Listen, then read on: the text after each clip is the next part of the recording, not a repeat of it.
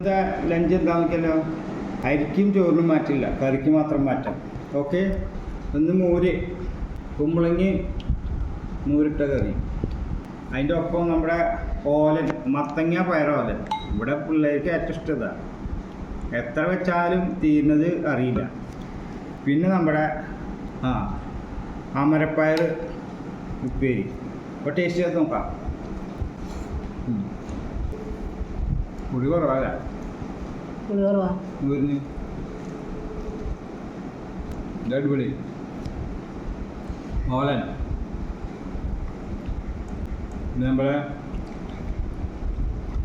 നാടൻ അമരപ്പാരി ഒരു വീട്ടിൽ പോയപ്പോൾ കിട്ടിയതാണ്.